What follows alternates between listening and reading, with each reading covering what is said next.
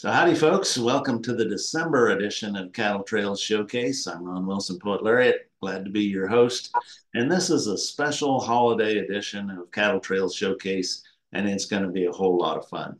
The purpose of the Cattle Trails Showcase is to continually highlight the attractions, the communities, historical elements, museums, and other sites along the Chisholm and the Western Cattle Trail. The showcase is brought to you by the International Chisholm Trail Association, of which Dennis Katzenmeyer is president, Michael Grauer is vice president, Nancy Lawrence is secretary, and Mary Lou Rivers is treasurer. And our showcase chair is Lonnie Stephen. As mentioned, this is a very special showcase in keeping with the holiday season because today we're going to learn about the Texas Cowboy Christmas Ball, which commemorates an original event that was first held more than a century ago in Anson, Texas. Anson is the county seat of Jones County, which is adjacent to Shackelford County, which is where the Western Cattle Trail passes through West Texas. Our speaker today is John Compere, a historian for the Texas Cowboy Christmas Ball. John is from Anson originally. He went to Texas Tech University, got a law degree from the University of Texas at Austin. He had a very distinguished Army career, retiring as a brigadier general, and was appointed by President Bush as chief judge of the Army Supreme Court in Washington, D.C. He and his wife are now retired. They've moved back to Anson, where the family has a ranch, and now serves as the volunteer historian for the Texas Cowboy Christmas Ball. We do have some really excellent videos we want to share, but first, John, we'd like you to take the floor and tell us more about yourself and your family's ties to the Texas Cowboy Christmas Ball. John? Thank you, Ron. Well, my great-grandfather and namesake, John Millsap, Compere. John Millsap was an old retired lawman. He had a gunfight with Bell Star's common law husband, John Reed, and killed him on the streets of Paris, Texas. He retired and came west and had a rank here. And he attended the Texas Cowboy Christmas Ball in 1885 in Anson. In fact, he's in the famous poem, separate poem in the book, Ranch Verses, dedicated to him. And he was here, and that's when I danced with my young granddaughter, our first granddaughter, on the floor, on the Pioneer Hall floor, Texas Cowboy all years ago. She was the sixth generation of our family to attend. It's our family, military are gone, and go to the ball. So that original 1985 Texas Cowboy Christmas Ball at the Morning Star Hotel in Anson is very much a part of the family holiday tradition. That is so wonderful. I lost just a little bit of your audio, John, but we did hear about your family's ties to that and the deep history of your family and the connection with the Cowboy Christmas Ball. Are we to the point that we could view the video from Texas Country Reporter? If we're ready to do that, I'll go ahead and take us to that.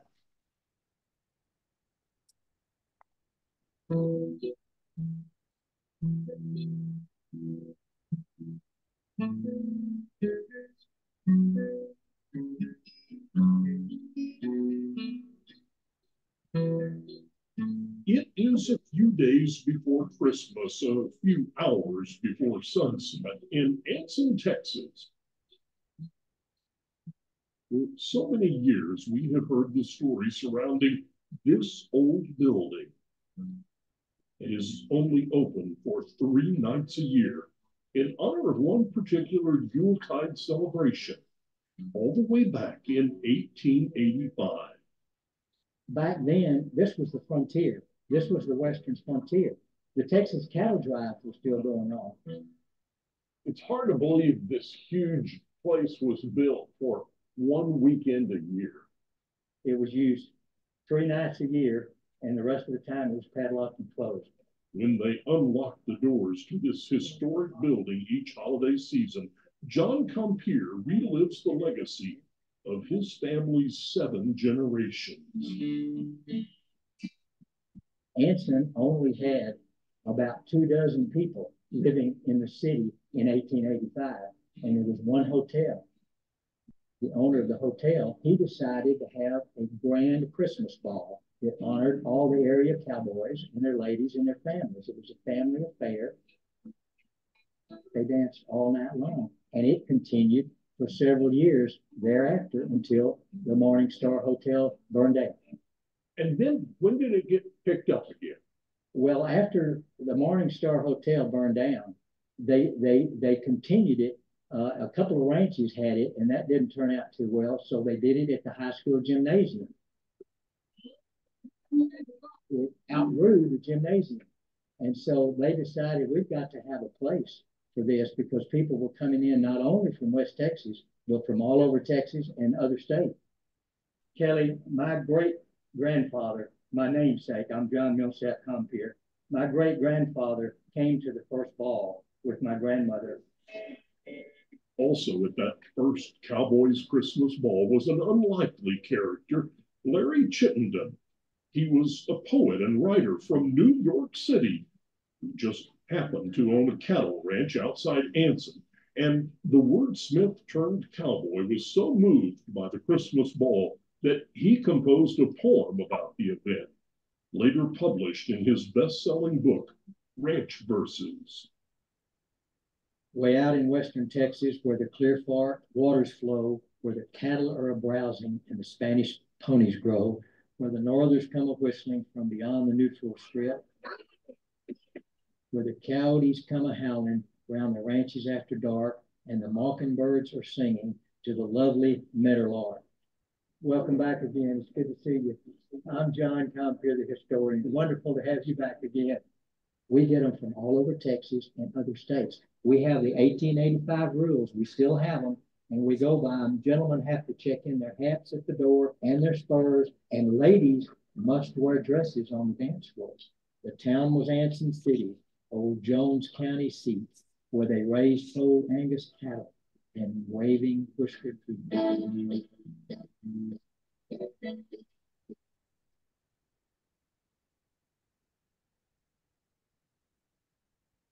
They had the Grand March at the first ball, and we have the Grand March each year, and it opens the ball. We still do it today.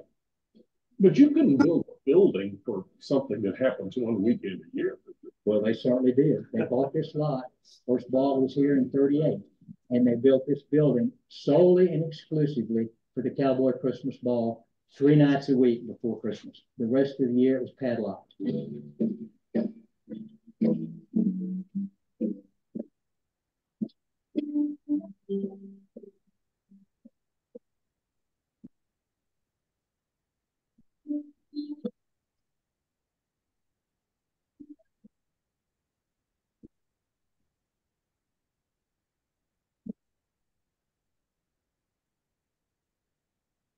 Three nights that celebrate a bitter cold evening more than a century ago.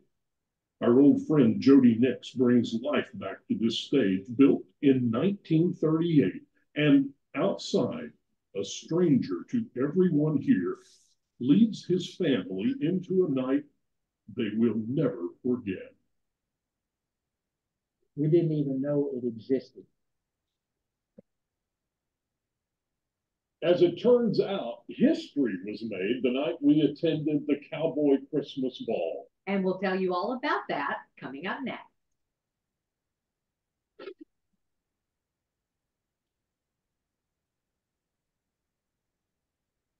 The descendants of that fiddler who's mentioned in the poem have that fiddle. That same one. The exact same one, the fiddle that's over 100 years old. When Hunter Johnson and his family walked through the door with that fiddle case, that was a wonderful historical artifact. Nobody knew but the members of the association and Mr. Johnson and his family what that was. Now he little these tuners over him little. Yes, the littler one to replace them. Where has that fiddle been for 136 years? The vast majority of the time, it was in a little house on the end streets in Dallas, where Crosby Charlie's daughter lived. And then when I went to college, she gave it to me, and I've had it ever since in Dallas or in Frisco, Texas. In the poem, it mentions the viol came imported by Saint Madeleine. This is that violin. This fiddle was played at the first Cowboy Christmas Ball by Crosby Charlie, whose wedding reception it was. Crosby Charlie is my great-grandfather. My grandmother, his daughter, gave this to me, and it's been in our family ever since. So this is our first time here. And we've never heard it played, so we'd like him to play it, if it's playable. When it was announced and explained and Jody Nix took it out of the case, I'm sure he was amazed. He didn't know what it was going to fall apart or how it was going to play or what, and he had to look at it and tune it very carefully before he attempted to play. It was played at the very first Cowboy Christmas Ball. Everybody stopped what they were doing. They all stopped and gathered around.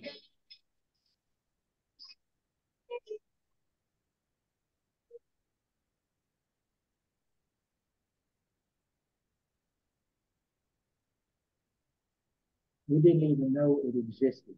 To have that old fiddle that played at the first ball here to play 136 years later, it was fantastic. Everybody in here was a witness to history like never before.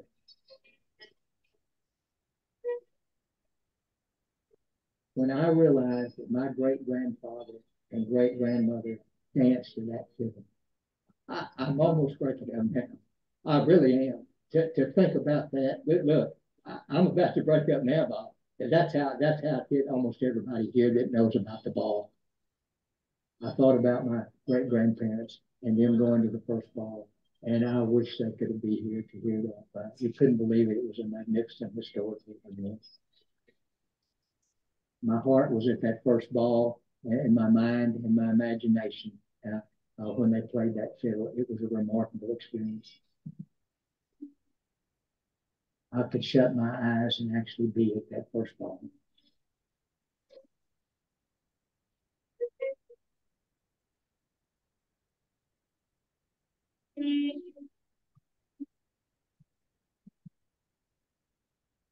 Bob Wills' Faded Love is one of mine and my wife's favorite songs. But it never sounded so good as when Jody Nix played it on that old fiddle that played at the first ball.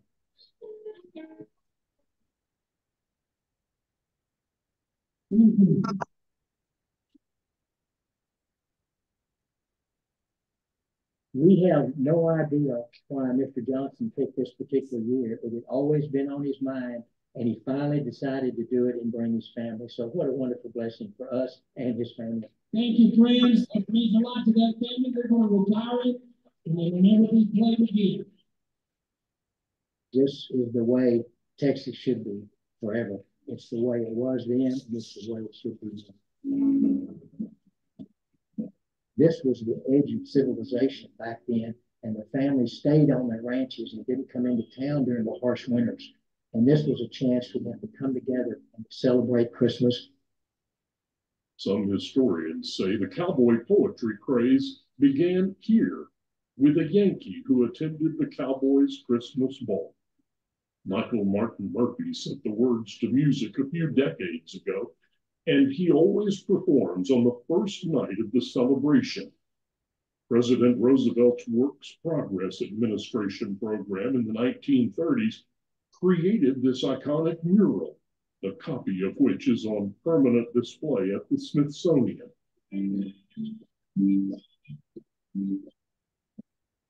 Why is this so important to keep this going, to keep it alive? It's important because of our Western history and our heritage. To show how families gathered and celebrated Christmas and holidays together, even during the hardest times on the frontier. Tradition runs deep on the rolling plains of Texas. For those who make the Christmas journey each holiday season, it is a sense of renewed hope that the simple pleasures of a time long ago will live on forever. We buckled to our partners and told them to hold on, then shook our hoods like lightning until the early dawn.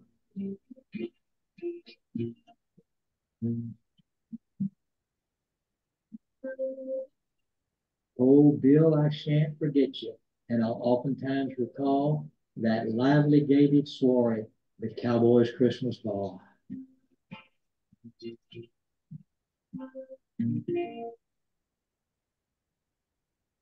Hi, Bull.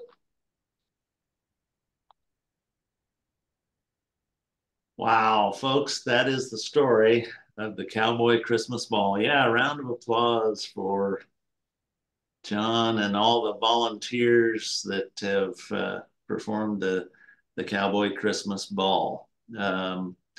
And as was mentioned, Michael Martin Murphey took that poem, adapted it into a video some years ago, and I'd like to share that video as well. Now, this is not filmed at Pioneer Hall, which I want to ask John about.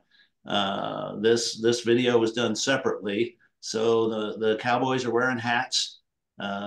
So it's not the rules of the original Cowboy Christmas Ball. It's just a music video that Michael Martin Murphey did, but it is a whole lot of fun.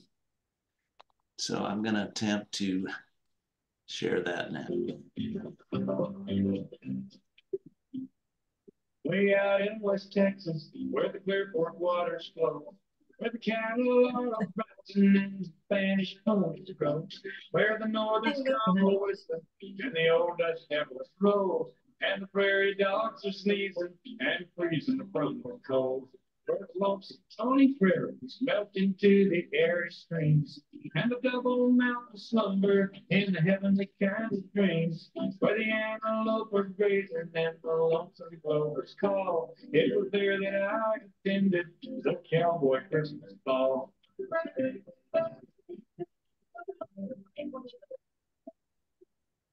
The music was a fiddle and a loud big tambourine and a big bass violin portage by stage from Abilene. Now the room was tall out gorgeous with mistletoe and shawl, and the candles flickered frescoes all around them merry walls.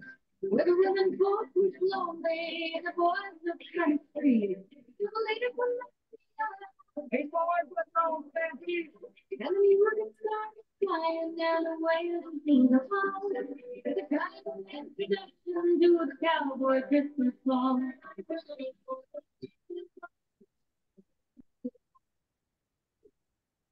There was a fellow that come from Swansea Glen. Yes, they called him Windy Bill from a little bit man France. When he commenced to holler, now fellas, shake your pants. Like horns went on him, ever rustle of just like that. So lifting lovely fingers, now swinging her let him go. And climb the grapevine round and round, now hands all do-si-do. You Mavericks join the roundup, just skip the waterfall. Boy, it was getting active at the Cowboy Christmas Ball.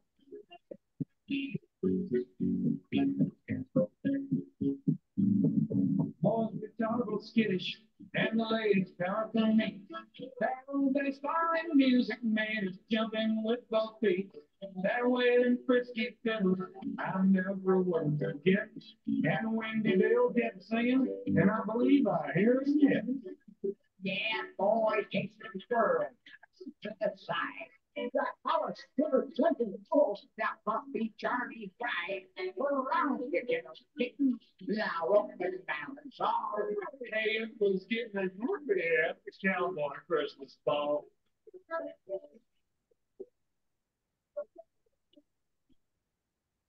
The dust rose fast and furious, and we all just galloped around. Till the scenery got so giddy that we borrowed Dickles days. We buckled to our partners and told them to hold on and shook our hooves like lightning until the early dawn. Don't tell me about to tell you, our cold is no siree. That world is not some city, it takes the cake from me. Oh, Bill, I won't forget you, and I often will recall that obligated soiree called the Cowboy Christmas Ball. Oh, no, I won't forget it, the Cowboy Christmas Ball.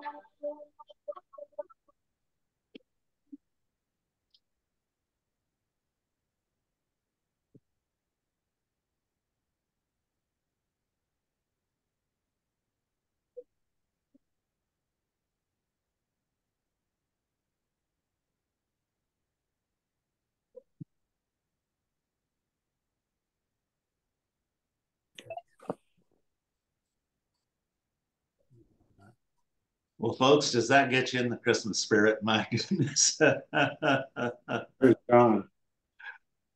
Oh my, John, it's so much fun to learn about the Texas Cowboy Christmas Ball.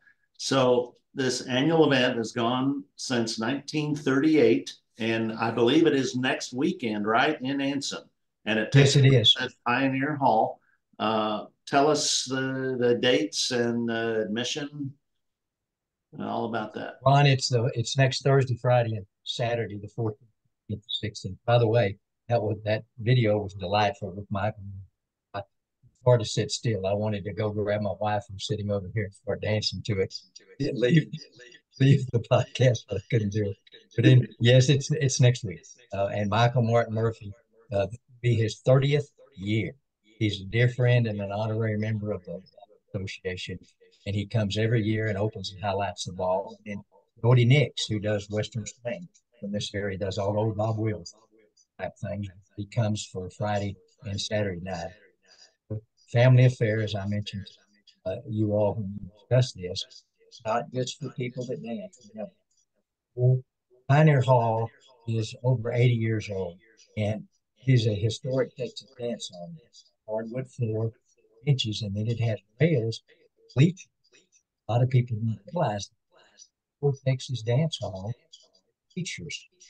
Families can, people, older people, younger people, people dance, sit and enjoy the music and participate in the dancers that walk past the rail on the benches. It's an old time Texas. Been conducting all there for over 80 years. John, your mic's going in and out a little bit, but we heard that the history. So Michael Martin Murphy took that historic poem and adapted it as a song, and now Michael Martin Murphy has this great schedule of Cowboy Christmas events in December each year. But he always kicks off the Cowboy Christmas Ball, and John, as I understand it, it's a handshake deal with Michael that he's welcome to use the song and promote his events as long as he opens the Christmas Ball every year. That's true. That started. I'll talk a little louder. Maybe you can hear me better. That started over 30 years ago. We had a handshake agreement with Michael. If you'll come and open the ball, and he is a dear friend and a supporter and an enthusiastic participant in the ball every year, and he uses that theme when he goes out and does his Cowboy Christmas concert across the nation. Because we have the name. It's a trademark that we've owned since the 30s, and it's a Texas state historical event as designated by the Texas Historical Commission. And Michael comes every year. He's a dear friend, participates and promotes the ball just as much as we do. Wonderful. Let me see if there are questions from our participants. One of the things too, while we're waiting, is that the old rules. We still have the old rules from the 1885 ball, and women have to wear dresses on the dance floor. They don't have to in the bleachers, but they have to wear dresses on the dance floor. Men have to check in their hats, their spurs, and their guns. There is no cussing, fighting, spitting, smoking, shooting guns, or riding horses in the hall. If you'll notice the video, all the men had caps on, and at the end, a Santa Claus came in on a horse. Well, we don't do that in our ball. We respect and use the old rules. And I think I mentioned, Ron, to you all earlier that about 10 years ago, two cowboys went out and had a few drinks and got on their horses and rode into the ball, right into the hall. And so we had to politely escort them out. But other than one of those historic Western shooting groups that we knew came in with all their guns, their rifles, their shotguns, their pistols, and everything. At the door, the Anson High School kids are our check-in. They check in everybody. And when that action group, that old historic gunfight group came in, and put all those guns on the table. Those kids' eyes got about that big. And of course, we knew about it. There was no ammunition, and they checked in all their guns and came on in and participated in the ball. It was really hilarious. John, Yeah, Nancy, go you ahead. say it's 3 days. What happens on each day? Well, it's the first day, of course, is Michael Martin Murphy, and the next 2 days are Jody. Basically, it's just an old fashioned dance. We used to read the actual Larry Chittenden poem of the Cowboys Christmas Ball at the beginning of the dance each night. And but since Michael Martin Murphy comes in and plays a wonderful musical version that he arranged of it, we don't do that except on special occasions. So it's from 8 to 12 p.m.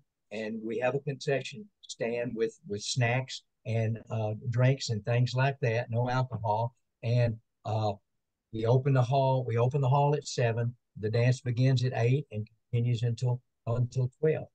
Is there a charge? Yes, we have on our website texasccb.com. Yeah, in one night there's a special charge, $25 for adults for each night. If you do 2 or more nights, then it's reduced. You get family reduced rates. Younger college age, high school and college age kids that are adults, it's a lower price. It's 18, and then children under 12 are free. So it's a family.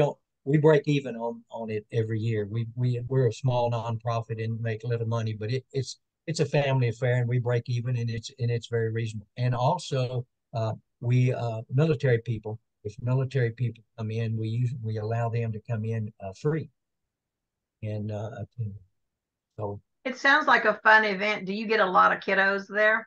yes, I learned to dance, to do all the dances, the two-step, the waltz, the schottisch. I learned that as a child with my grandmother, my mother, and my aunts. And you'll see young kids dancing with each other, dancing with their grandmas. It's very much a family affair.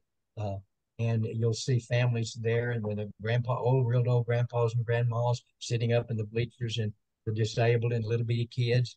And as I said earlier, I took my 6-month-old granddaughter out on the floor and danced with her, and took her under the mistletoe and gave her a kiss on the cheek. She was the 6th generation of our family. You'll see that. It's very much a family affair. You'll see kids dancing with each other and families out there teaching their children how to dance. So it's very much a family festive event. I noticed that some of the little girls are all dressed up in their little cute dresses, and what a great place for the girls to dress up like little princesses and come out. I mean, cowboy princesses, of course, but come out, because there's not a lot of places where you can dress up anymore, and little girls love to dress up. Well, the all of the women on the board, association members, wear the 1885 dresses, big hoops and everything. Our grandchildren used to get under my wife's and hide. They thought that was funny when we were out there, but they wear the big hoops, the silk scarf, and you can see the men. We wear a certain outfit too. Sometimes we'll wear a wild rag and tuck our boots in and this type of thing. But we dress the men and the women that are members of the association dressed in the 1885, and a lot of the families that come in will dress. There are a lot of women that will wear those old time dresses, and the men wear all their Western dresses. But you don't have to. You can just dress normally, except if you want to dance.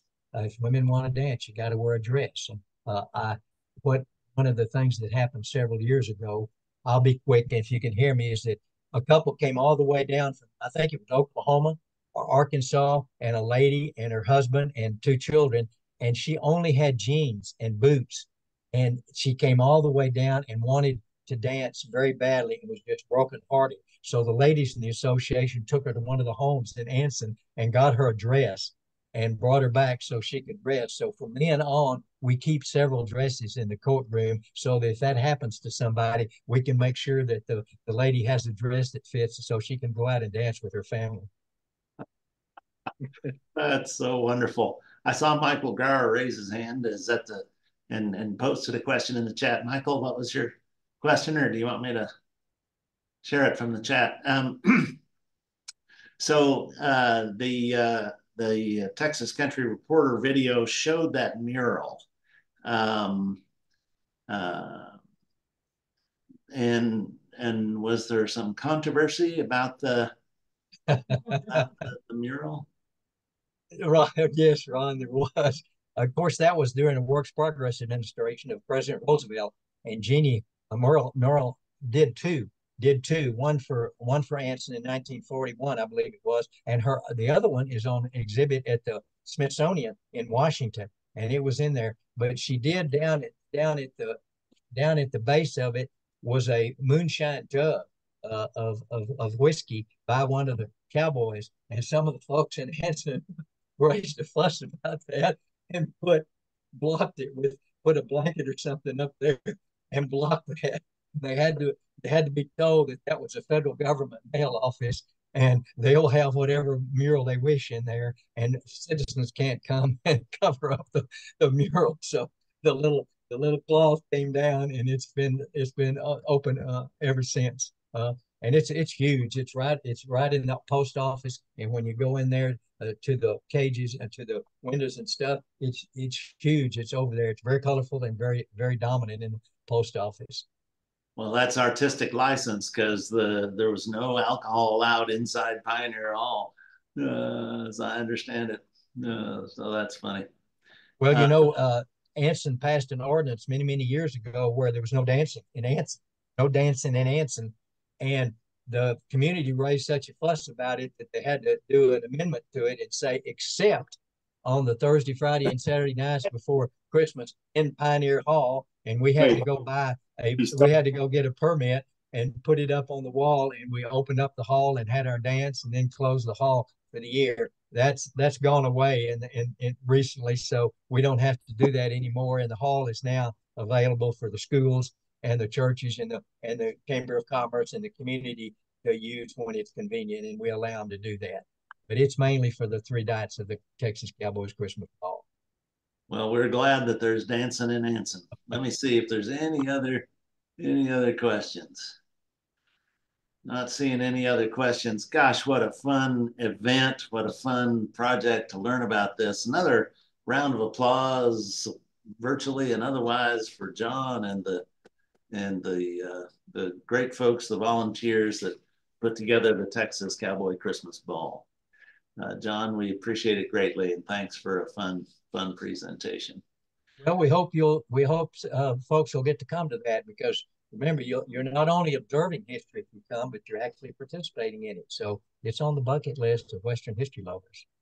And absolutely, and on mine, and I would love to be there. I want to see that fiddle, I want to see Pioneer Hall, and take a swing around the dance floor. We had a big case made, and that fiddle is on display every year. That family brings it down, and it's on display right there in the hall for people to see. Wonderful. Well, very good. Lonnie, any word you want to say about upcoming Cattle Trails showcases? Well, I might mention that if some of you are having audio problem when that violin was playing, you can actually go to YouTube, and I might forward that to Nancy, and she could forward to everybody.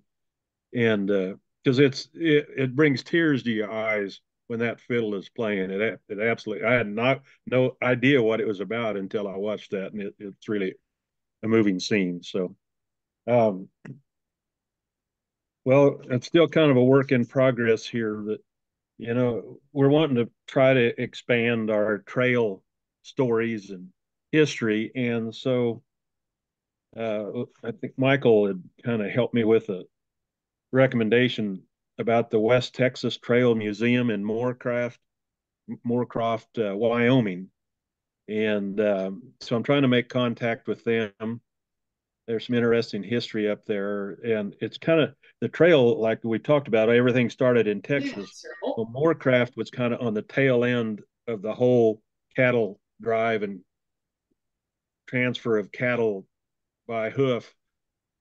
And, and soon after that, I think what was it, about 1900 or so, they say that the whole phenomena of cattle drives up to that area stopped even too, and by then the trains and of course later on trucks. But it even talked about the demise of some of the ranchers that came from the east So it's got an interesting story, and I'm hoping we can make a solid contact there and get that for the presentation for January. Yeah.